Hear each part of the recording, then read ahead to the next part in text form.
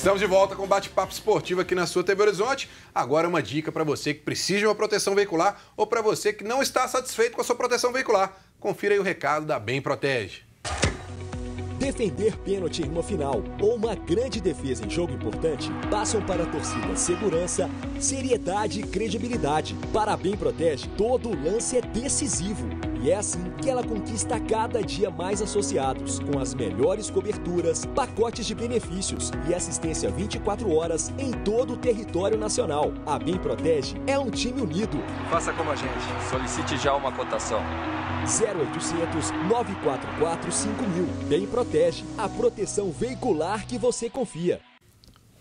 Então, pessoal, se vocês estão precisando de uma proteção veicular ou estão em busca de uma empresa que possui credibilidade, com serviço diferenciado e um preço especial, faça como o goleiro Fábio e o goleiro Vitor. Procurem a Bem Protege.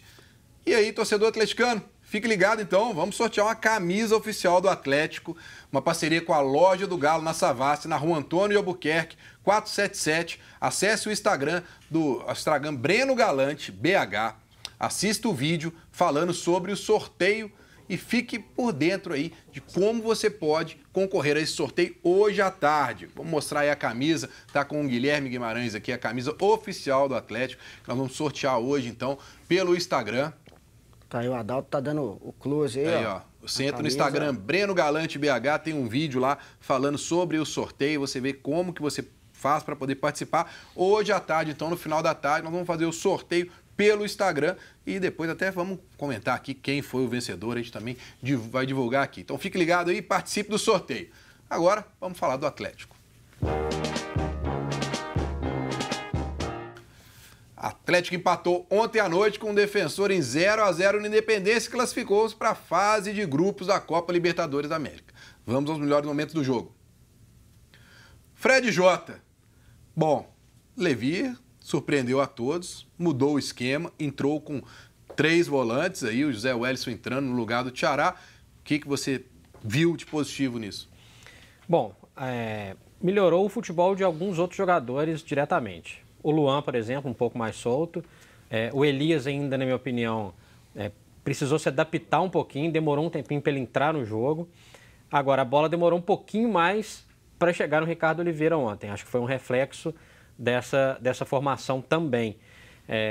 Gostei de ver que a zaga ficou um pouco mais protegida. O Atlético, na verdade, administrou o jogo, né, Breno? E esse foi mais um fator para a administração do jogo, até a expulsão totalmente infantil do Zé Wellison. Ele tinha um cartão, não precisava fazer aquela jogada brusca no meio do campo, totalmente sem necessidade, né? E o jogo, a partir dali, ganhou uma outra cara, né? O Atlético continuou cozinhando, mas cozinhou com menos espaço, né? E o Defensor, a partir dali, começou a testar mais o Vitor, né? Foi uma defesa importante dele e um chute fora da área que passou perto, né? 1-0 ainda assim daria a classificação para o Galo, mas acho que não precisava chegar nesse ponto. Faz parte de um jogo mata-mata, administrar, cozinhar, colocar regulamento debaixo do braço. Mas não dá para contar com 1-0, por exemplo, o Defensor e ficar de repente tomando uma pressão totalmente desnecessária no final do jogo. Faltou um pouquinho mais de presença ofensiva em alguns momentos do Atlético ontem, até para garantir um pouquinho mais de tranquilidade, mesmo administrando o jogo. Vinícius, em cima disso que o Jota falou, eu até perguntei na coletiva ontem para o Lever Cup, porque eu percebi que o Ricardo Oliveira saiu muito da área ontem.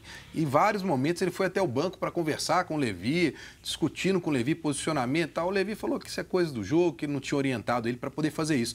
Mas parece que ele se sentiu muito incomodado, porque a impressão que a gente tinha com essa formação é que o Casares ia ter mais liberdade, o Luan também poderia sair um pouco mais, o Elis um pouco mais, mas a bola chegou muito pouco ao Ricardo Oliveira, né? Justamente ele começou a sair mais da área porque a bola não estava chegando. Nos jogos anteriores, o Ricardo Oliveira estava recebendo essa bola mais redonda, o Casares aproximando, o próprio Tiará, que não estava tão bem, mas se aproximava mais do Ricardo Oliveira, e ele ficou muito isolado com essa nova formação.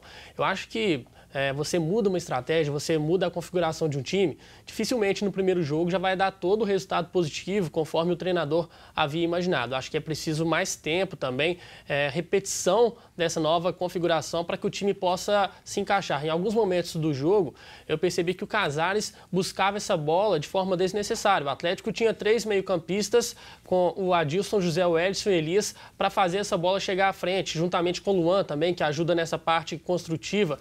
E o Casares não tinha necessidade de retornar no meio de campo, às vezes no seu campo defensivo, para buscar essa bola. Porque quando ele fazia isso, aí o Ricardo Oliveira ficava sobrando lá na frente sozinho. Mas eu acho que é uma possibilidade que pode sim dar certo.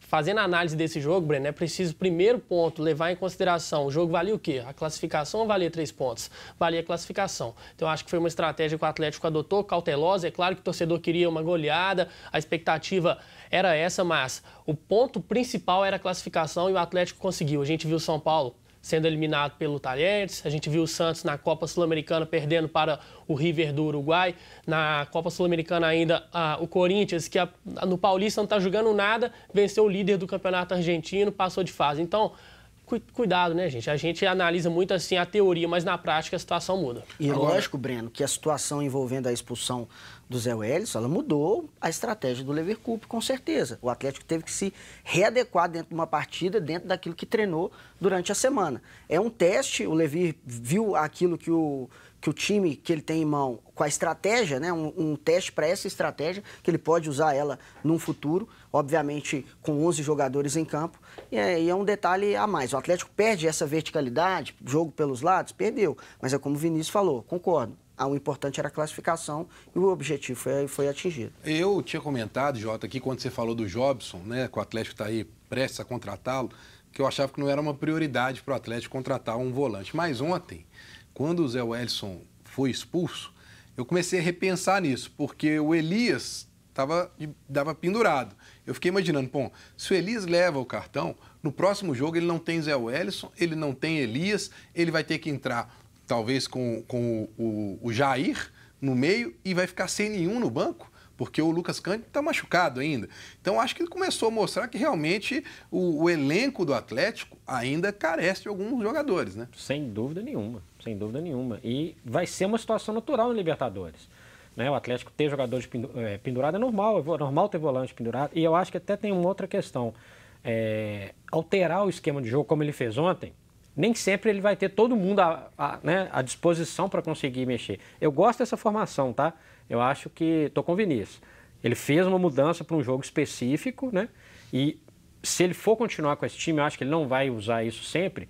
Ele precisa de um pouco mais de rodagem para entender qual vai ser o funcionamento desse time, o que não funcionou, o que foi bem, qual foi a lição tomada a partir disso. Já tem um jogo quarta-feira que vem. Quarta-feira de cinzas é a estreia na fase de grupos da Libertadores. Ele já não vai ter o Zé Wellison, ele vai testar de novo essa formação, ele vai colocar o Jair, né? Eu acho pouco provável, o Jobson a gente sabe que se vier só depois do Campeonato Paulista, e acho pouco provável ter outra contratação nesse curto espaço de tempo, né? Nós estamos na quinta-feira, até registrar a BID, Carnaval, acho pouquíssimo provável ter novidade na fase de grupos. Ele vai precisar mais para frente, ele vai precisar, e ele vai ter que entender nesse período também qual vai ser a melhor formação para encarar o Cerro. Volta o Xará, vai jogar com 2 volantes, vai recuar o Elias. O Cerro Porteño não é nem defensor nem Danúbio. E eu acho que isso é importante pensar. Vinícius, o Atlético tem até 72 horas antes do jogo para poder completar a lista, né? Tem 25 jogadores inscritos, pode chegar a 30.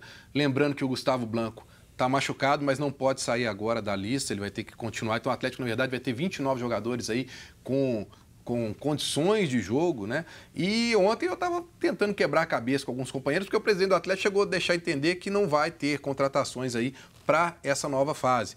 Quem seriam esses 5 jogadores? E aí, pensando assim, nós pensamos no Neto, jogador que está na sub-17, Papagaio. Tem 16 anos, né, o Neto? Papagaio, o Hulk. E ainda tem mais. Aí tem o Leandrinho. Não, Leandrinho, Natan e Martin Ré, que tem contratos vencendo no meio do ano, não vão ser inscritos. Pois é, esses jogadores que estão no elenco, o Hulk vai ter que ser inscrito porque não tem mais lateral esquerdo. O Carlos César machucado, não tem reserva. Mas, Breno, simplesmente para cumprir o protocolo. Porque são jogadores que não vão agregar, não são jogadores que vão chegar, dificilmente vão ter uma chance no time titular. É importante que o Atlético se reforce para agora. Realmente, o presidente falou, o Jota falou aqui, eu concordo também com eles, que não tem como agora, vai ser difícil inscrever pelo prazo. Mas para frente, para a sequência da competição, é importante que o Atlético tenha assim, reforços, porque a gente já viu que o elenco tem algumas carências e elas precisam ser supridas. Mas mesmo sem esses reforços para agora, o Atlético ainda é favorito para passar em primeiro lugar nesse grupo. Agora vamos dar uma passadinha então com a Ana Cláudia, participação do pessoal de casa. Ana. Vamos lá, o Amorim lá do Engenho Nogueira comentou que levou, mas não convenceu. O time nem parece que está na Libertadores. O Patrick é horrível, titular toda hora não dá, já deu. O Guga é bem melhor. Paulinho de Brité, Tchará fez falta, tem que ser titular. Davi Cunha falou que o Atlético jogou mal ontem. Ailton Galo está com crista alta, cuidado. Elias e Adilson estão perdidos em campo. Luiz lá do Vale do Jatobá.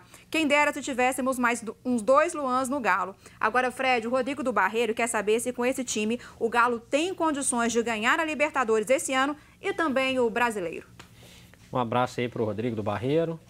Olha, eu acho que no Campeonato Brasileiro, para começar, um campeonato com 38 rodadas, precisa de qualificar em muito elenco, né? Porque não vai ter os mesmos jogadores todo o tempo, vai ter Copa do Brasil no meio, vai ter a própria fase de grupos da Libertadores agora, coincidindo com o Brasileiro.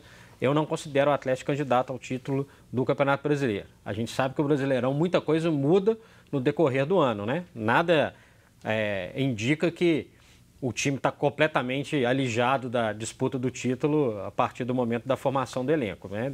Pode encorpar, pode ganhar um ritmo e pode surpreender. Na minha opinião, seria surpresa. Em relação ao Libertadores, eu acho que uma situação condizente com o que o Atlético mostra até agora e com o elenco, no máximo até umas quartas de final. Sabendo que mata-mata também é um espaço para surpresas, quem sabe chega mais longe, mas uma opinião realista é até as quartas de final. Vamos falar mais de Atlético no último bloco, mas agora eu tenho um recado para você, atleticano, que gosta de reunir com seus amigos para assistir aos jogos e também para você que gosta de ter um almoço agradável ou curtir um happy hour com os amigos.